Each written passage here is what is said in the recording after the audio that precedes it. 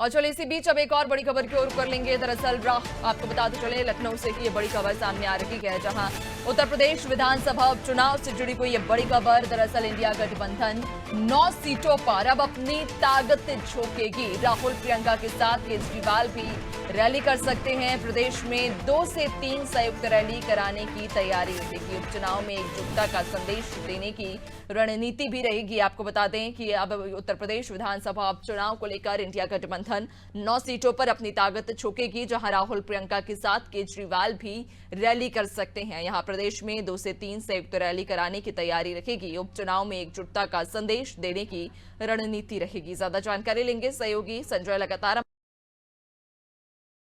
हमारे साथ बने हुए हैं।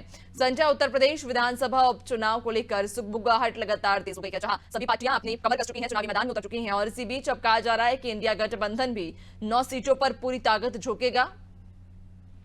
जी बिल्कुल नैन्सी जी, बता दें कि विपक्ष लगातार इस चीज को लेकर सक्रिय है कि भारतीय जनता पार्टी बार बार आरोप लगाती रही है विपक्ष पर, इंडिया गठबंधन पर, कि उनमें आपसी मतभेद है।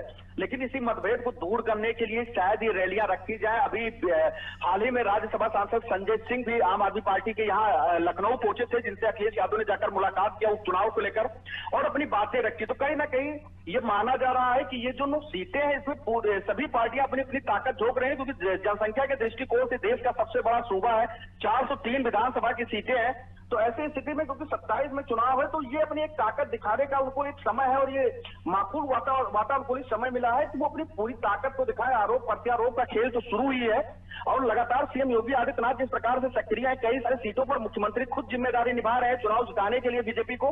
तो इसको देखते हुए कहीं ना कहीं विपक्ष भी पूरी तरीके से तैयार है चुनावी मैदान में कूदने के लिए। इसलिए लगातार रोज जितने भी इंडिया ब्लॉक के जितने भी गठबंधन के दल के नेता हैं, उनको भी इस संयुक्त रैली में झोंका जाएगा। और कहा जा रहा है ये भी कि समाजवादी पार्टी अकेले जरूर 9 सीटों पर चुनाव लड़ रही है, लेकिन जो उसके सहयोगी दल है वो कोई भी कमी, कोई भी कोर कसर नहीं छोड़ना चाहते इस उपचुनाव में प्रचार प्रसार में। इसीलिए राहुल गांधी, प्रियंका गांधी और केजरीवाल और संजय सिंह जैसे नेता भी उत्तर प्रदेश की इस उपचुनाव में दिखने वाले हैं। कई सारी रैलियां संभावित हैं इन लोगों की, और माना जा रहा है कि इन रैलियों के होने की वजह से कहीं ना कहीं एक बार फिर से मजबूत स्थिति में समाजवादी पार्टी दिख सकती है। क्योंकि हाल फिलहाल में जिस प्रकार से लोकसभा चुनाव में ये जब गठबंधन में इंडिया ब्लॉक लड़ी थी, तो कहीं ना कहीं उसको बड़ा फायदा हुआ था, खासकर समाजवादी पार्टी को। तो इससे वोट का ध्रुवीकरण ना हो। कई जगह देखा गया है कि उस उपचुनाव में कांग्रेस जैसे सीटों की मांग कर रही थी, तो कांग्रेस को सीटें नहीं मिली। 2 सीटें दिए रहे थे अखिलेश यादव, उसके बाद कांग्रेस ने साफ तौर पे मना कर दिया कि हम चुनाव ही नहीं लड़ेंगे।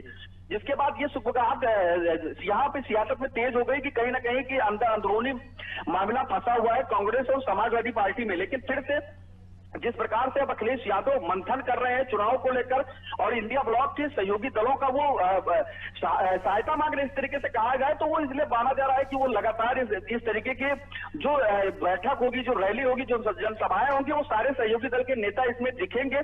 अभी जिस प्रकार से फूलपुर पे सीट पे देखा गया था कि कांग्रेस के जो जिला अध्यक्ष थे वो खुद चुनावी मैदान में कूद गए, बगावत करके कांग्रेस ने कहा कि ये सीट कांग्रेस को मिलनी चाहिए थी। उसके बाद वो चुनाव वहां से लड़ने लगे, तो कांग्रेस ने तुरंत उनको पार्टी से निष्कासित कर दिया और कहा कि नहीं, हम समाजवादी पार्टी के साथ हैं। तो ये पूरी तरीके से आश्वस्त रहना चाहिए कि समाजवादी पार्टी इंडिया ब्लॉक के साथ मजबूती के साथ इस उपचुनाव में चुनावी मैदान पे दिखने वाली है। खैर, देखने वाली बात रहेगी आखिरकार। लगातार चूंकि पार्टियां अपनी अपनी ताकत झोंक रही हैं, अब जनता किसे चुनेगी, किसे अपना प्रत्याशी बनाएगी और निर्णय क्या होगा, वक्त बताएगा। बहुत शुक्रिया आपका जानकारी साझा करने के लिए।